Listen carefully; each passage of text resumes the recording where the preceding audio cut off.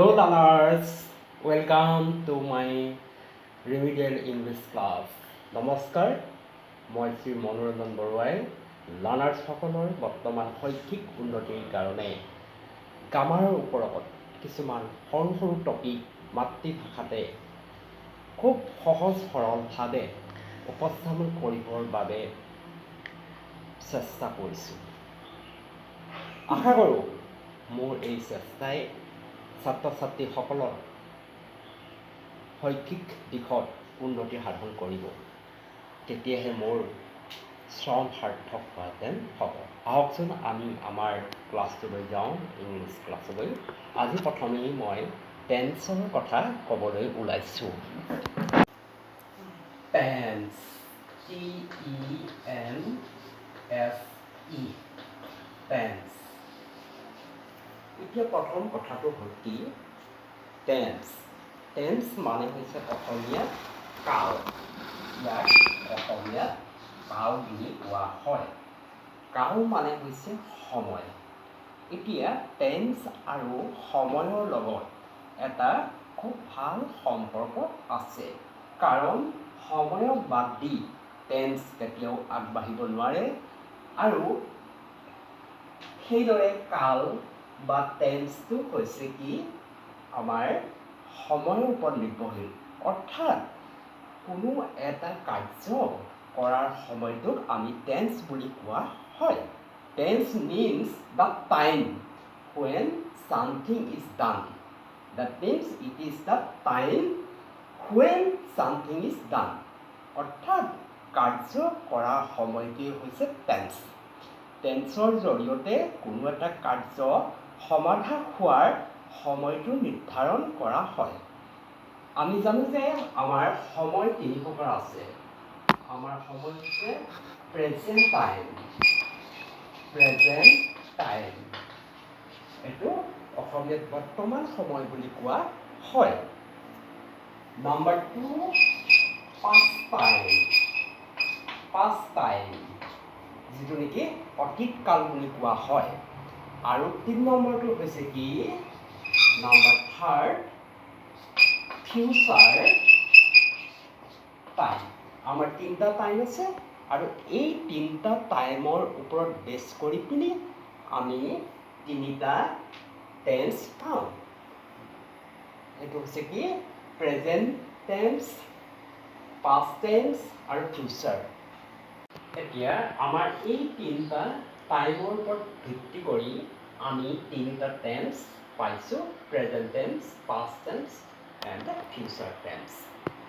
এতিয়া আমাৰ সময় যিহেতু 3 প্ৰকাৰৰ, কিন্তু কিছুমান গ্ৰামাৰত ক'ব বিচাৰে যে টেন্স মাত্ৰ 2 প্ৰকাৰৰ, প্ৰেজেণ্ট টেন্স আৰু পাষ্ট টেন্স।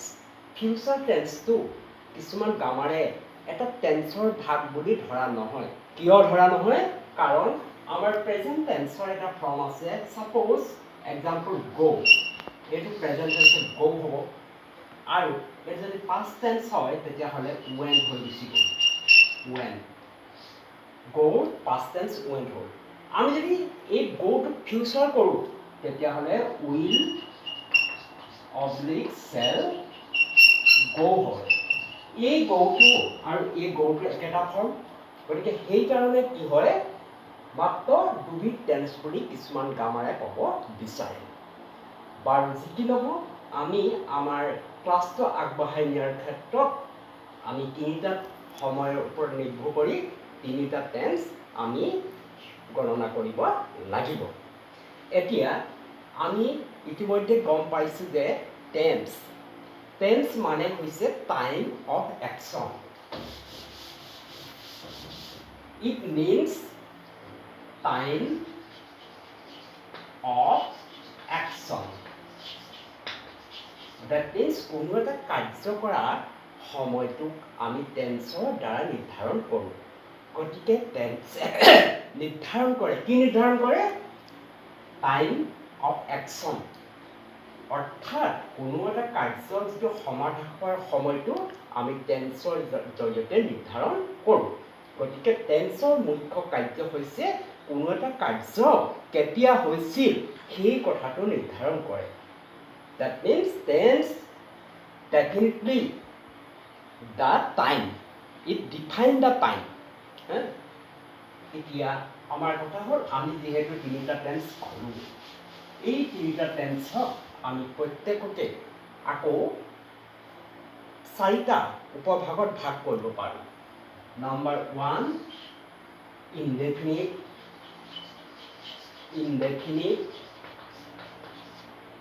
number 2 continuous,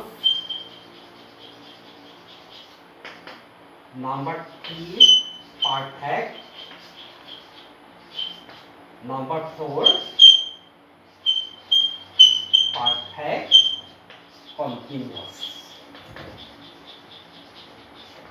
এতিয়া indefinite means suppose the time is not definite, and continuous it means the action is going on continuously, অর্থাৎ একেৰাহে ইয়াৰ কাৰ্যটো কৰি থকা প্ৰকাশ কৰে। perfect মানে হৈছে সম্পূৰ্ণ হোৱা। কোনো এটা কাৰ্য যেতিয়া সম্পূৰ্ণ হয়, কমপ্লিট হয়, সেইটো কি পাৰফেক্ট টেন্সত আমি ধৰোঁ। পাৰফেক্ট কণ্টিনিউৱাছ যেতিয়া নেকি আগতে আৰম্ভ হৈ বৰ্তমানলৈকে চলি থকা প্ৰকাশ কৰিব, সেইটো পাৰফেক্ট কণ্টিনিউৱাছত আমি ধৰোঁ। এতিয়া আমি প্ৰথম আলোচনা কৰিম ইনডেফিনিট। এতিয়া আমি গম পালোঁ যে আমাৰ টেন্স তিনিটা। এই তিনিটা টেন্সক আকৌ আমি কি চাৰিটা উপভাগত ভাগ কৰিছোঁ। তেতিয়াহ'লে আমাৰ টেন্স টোটেল কিমান হ'ল? 3 for the 12টা টেন্স আমি জনাটো দৰকাৰ। আৰু এই 12টা টেন্স যদি আমি খুব ভালকৈ জানো, ইয়াৰ ষ্ট্ৰাকচাৰ সহ, তেতিয়াহ'লে আমাৰ স্পিকিং কৰোঁতে আৰু লিখোঁতে কোনো প্ৰব্লেম সৃষ্টি নহয়।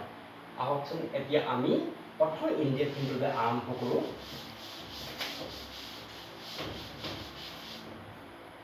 Number 1 present indefinite.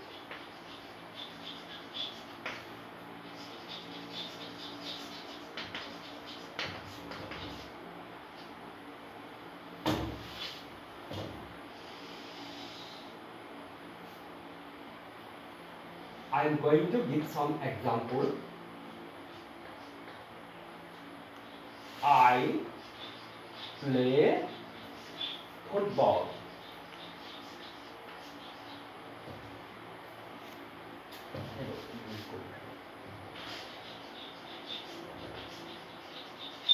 Football.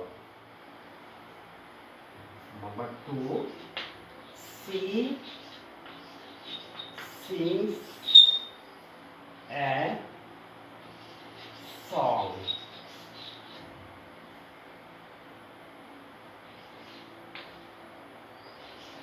It rains in summer. Now, in this sentence, I play football. Here, মই ফুটবল খেলোঁ। এই বাক্যটোত ফুটবল খেলা কাৰ্যটো মই কৰি থকাটো বা কৰাটো সাধাৰণভাৱে প্ৰকাশ কৰিছে। She sings a song. তাই এটা গান গায়। গতিকে গান গোৱা কাৰ্যটো তাই সাধাৰণভাৱে কৰাটো বুজাইছে। It rains in summer. ছামাৰটো বৰষুণ দিয়ে। গতিকে এই কাৰ্যটোৱে সাধাৰণ বা জেনেৰেল কিছুমান অৱস্থা বা কাৰ্য প্ৰকাশ কৰিছে। এতিয়া আমি গম পাইছোঁ যে ওপৰৰ তিনিটা চেণ্টেন্সে আমাৰ কোনো এটা সাধাৰণ কাৰ্য প্ৰকাশ কৰিছে বা সাধাৰণভাৱে হোৱা কিবা এটা কথা প্ৰকাশ কৰিছে।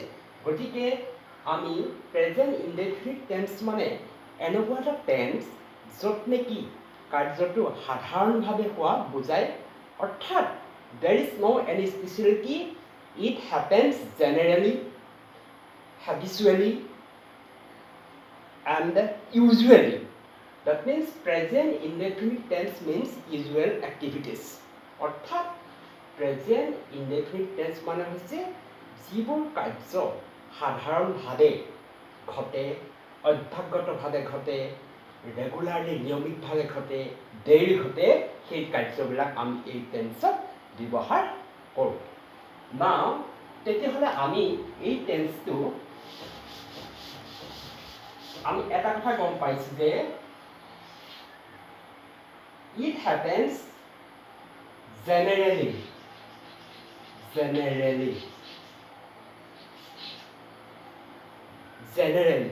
that means সাধাৰণভাৱে কোনো এটা কাৰ্য যেতিয়া সাধাৰণভাৱে ঘটে next usually means গতানুগতিকভাৱে অৰ্থাৎ কোনো এটা কাৰ্য যেতিয়া নেকি গতানুগতিকভাৱে ঘটে তেতিয়া আমি প্ৰেজেন্ট ইনডেফিনিট টেন্স ব্যৱহাৰ কৰিব পাৰোঁ তাৰপিছত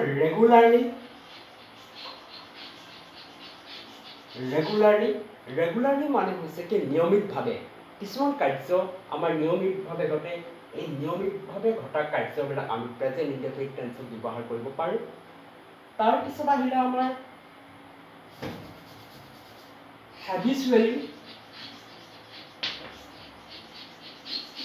অভ্যাসগত কিছুমান আমি অভ্যাসতে কাম কৰি থাকোঁ যেনেকৈ আমি ভাত খাওঁতে পানী খাওঁ ঠিক সেইদৰে ভাত খোৱাৰ আগতে গা ধুই লওঁ এইবোৰ আমাৰ নেকি নিয়মিত বা অভ্যাসগত কাৰ্য গতিকে এই হেবিচুৱেল কাৰ্যৰ ক্ষেত্ৰত আমি এই প্ৰেজেন্ট ইনডেফিনিট টেন্স ব্যৱহাৰ কৰিব পাৰোঁ এতিয়া আমাৰ এটা ডেফিনেশ্যনলৈ আমি আগবাঢ়িব গৈছোঁ প্ৰেজেন্ট ইনডেফিনিট টেন্স মানে হৈছে যিবোৰ কাৰ্য সাধাৰণভাৱে ঘটে জেনেৰেলি যিবোৰ কাৰ্য ইউজুৱেলি ঘটে গতানুগতিকভাৱে যিবোৰ কাৰ্য ৰেগুলাৰলি দৈনন্দিন হিচাপে ঘটে যিবোৰ কাৰ্য হেবিচুৱেলি অভ্যাসগতভাৱে ঘটে এই সকলোবিলাক কাৰ্য আমি কি প্ৰেজেন্ট ইনডেফিনিট টেন্সত ব্যৱহাৰ কৰিব পাৰোঁ অৰ্থাৎ এতিয়া কথা হ'ল কি প্ৰেজেন্ট ইনডেফিনিট টেন্স মানে হৈছে যি ৰেগুলাৰলি ঘটা জেনেৰেলি ঘটা ইউজুৱেলি ঘটা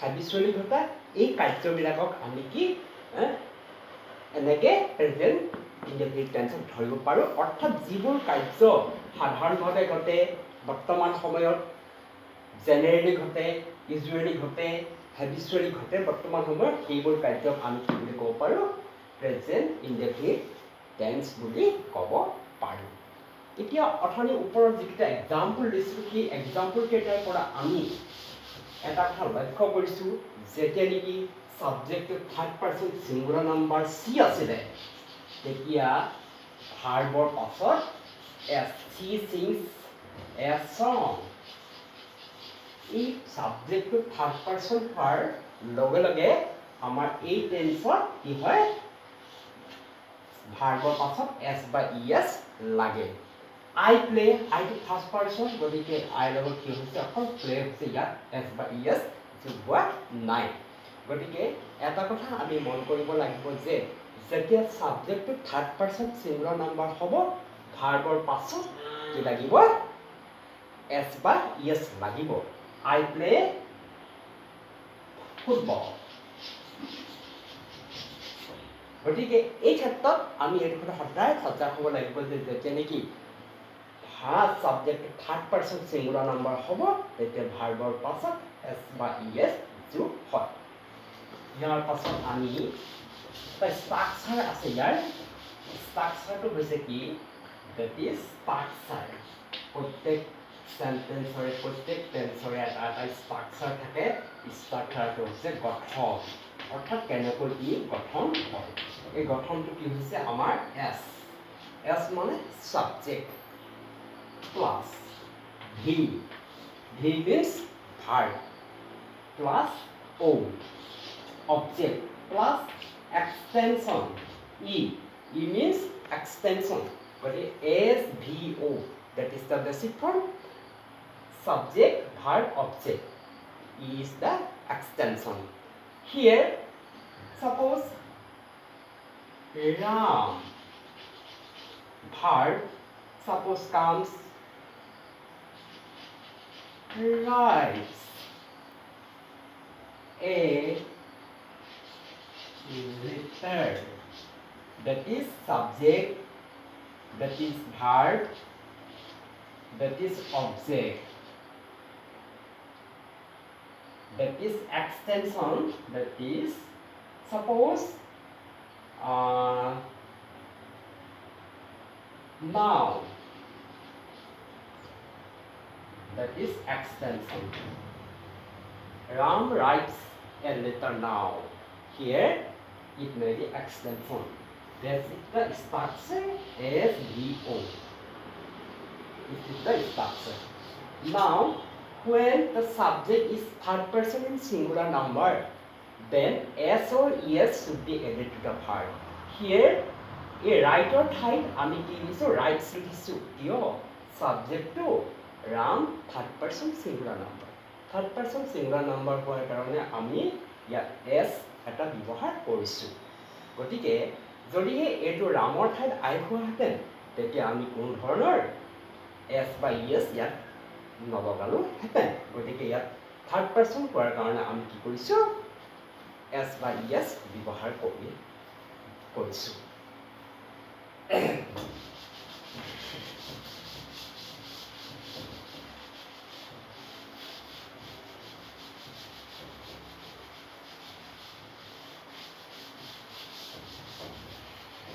এতিয়া আৰু এটা কথা হ'ল থাৰ্ড পাৰ্চন সিঙ্গুলাৰ নাম্বাৰ মানে কি? থাৰ্ড পাৰ্চন মানে হৈছে তৃতীয় পুৰুষ। থাৰ্ড পাৰ্চন সিঙ্গুলাৰ এতিয়া আমি আগতে ভাৰ্ববিলাক কনজুগেট কৰি আহিছো। ফাৰ্ষ্ট পাৰ্চন তেতিয়াহ'লে ফাৰ্ষ্ট পাৰ্চনত আই এইটো সিঙ্গুলাৰ আই হ'ব আৰু ইয়াৰ যদি পুৰেণ কৰা হয় উই হ'ব। উই সেকেন্ড পার্সন দ্বিতীয় পুরুষ ফার্স্ট পার্সন মই সেকেন্ড পার্সন ইউ